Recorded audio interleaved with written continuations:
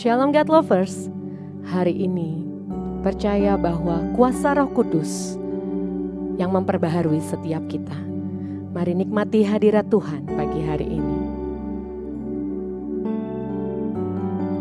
Oh, kami heran sebab Engkau Allah yang ajaib. Oh, ku heran Allah mau memberi rahmat-Nya padaku, dan Kristus sudi menebus yang hina bagaiku. Namun ku tahu yang ku percaya, dan aku yakin kan kuasa-Nya. Ia menjaga yang ku taruhkan hingga harinya kelak.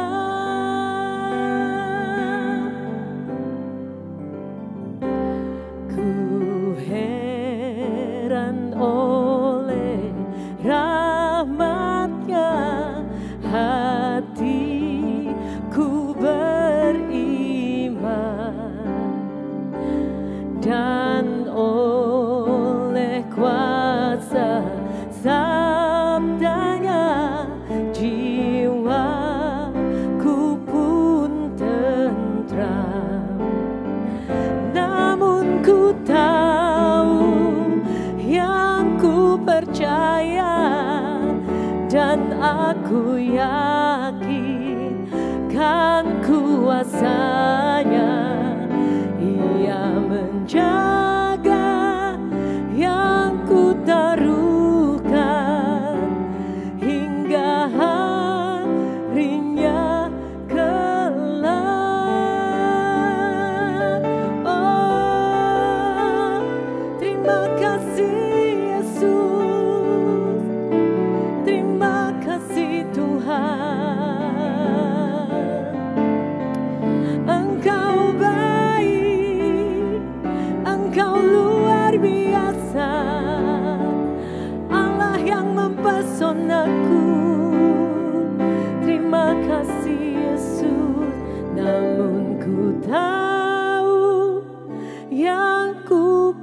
percaya dan aku yakin kan kuasanya.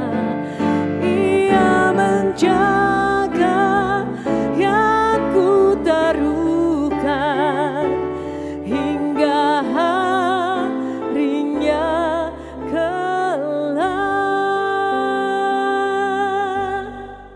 Shalom jemaat yang dikasihi Tuhan, apa kabar? Selamat pagi, salam sehat buat saudara semua. Jumpa kembali bersama dengan Word from Heaven.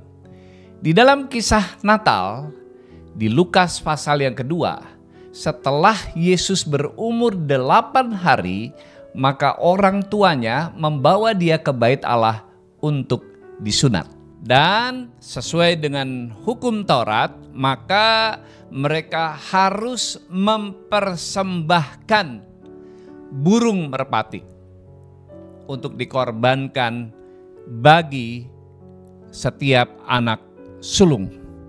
Nah, pada waktu itu Herodes ada di Yerusalem, bertahta di istana, tapi dia tidak mengetahui kalau raja di atas segala raja telah lahir di dunia ini. Di kemudian hari ketika orang-orang Majus datang dan bertanya kepada Herodes, barulah Herodes tahu dan paham bahwa ada raja di atas segala raja yang telah lahir di Bethlehem. Padahal Tuhan Yesus sudah main ke Yerusalem, tepatnya di bait Allah untuk diserahkan, diberi nama Yesus, dan kemudian orang tuanya mengorbankan 2 ekor burung merpati.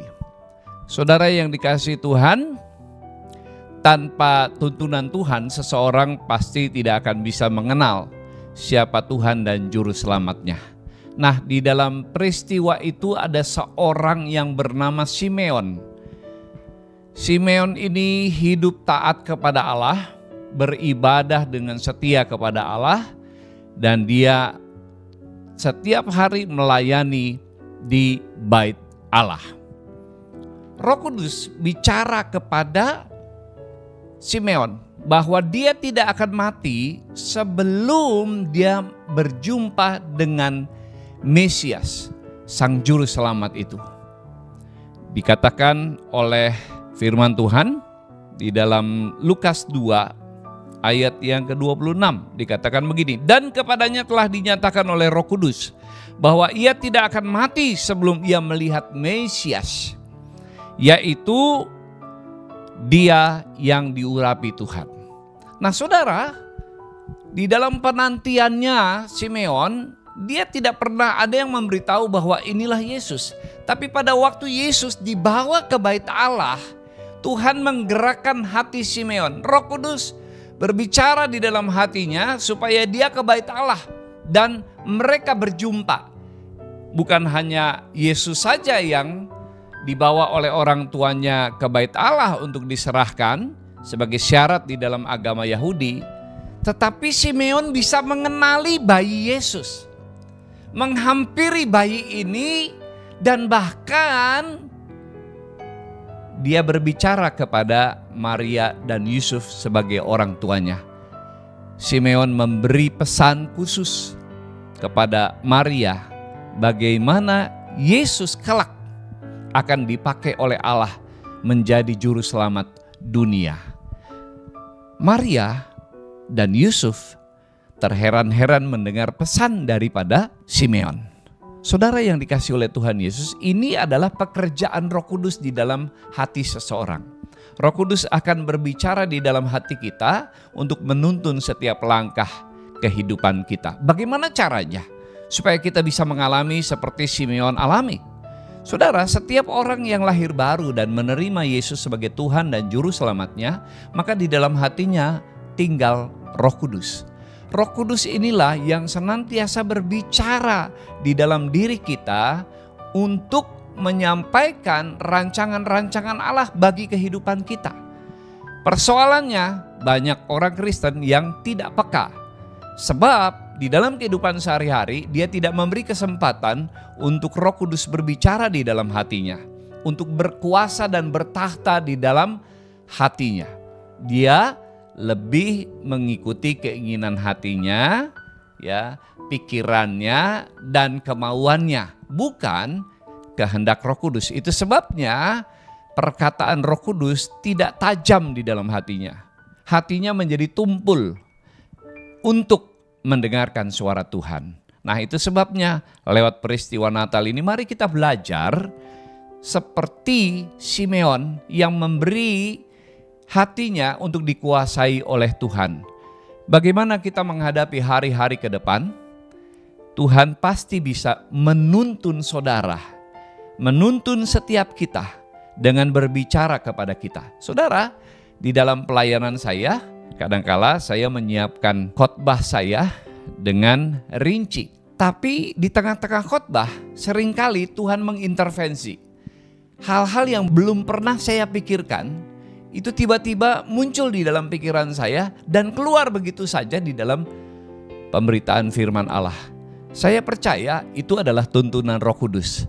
Dan saya bersyukur karena Tuhan seringkali mengintervensi dan memberi penekanan-penekanan di dalam penjelasan khotbah dalam hal-hal tertentu yang tentunya penting untuk didengarkan oleh kita semua. Bapak Ibu Saudara yang dikasihi Tuhan, bagaimana supaya saudara bisa hidup sesuai dengan kehendak dan rencana Tuhan di tahun yang akan datang? Mari berikan hatimu, segenap hidupmu untuk mendengar suara Tuhan melalui Roh Kudus yang ada di dalam diri saudara. Dia akan memberikan pewahyuan. Pewahyuan itu bukanlah sesuatu yang kita pelajari dengan buku atau pengalaman-pengalaman hidup kita atau pengetahuan-pengetahuan kita, bukan. Tapi pewahyuan itu sesuatu yang kita tangkap secara intuitif, intuisi yang diberikan oleh Tuhan. Sehingga pewahyuan itu bisa menuntun kehidupan kita. Mari kita berdoa. Terima kasih Tuhan untuk Roh Kudus yang senantiasa berbicara di dalam hati kami, menuntun langkah-langkah kami, bahkan memberikan pewahyuan-pewahyuan yang baru di dalam kehidupan kami. Tuhan berikan kepekaan di dalam hati kami masing-masing. Dalam nama Tuhan Yesus kami berdoa. Amin.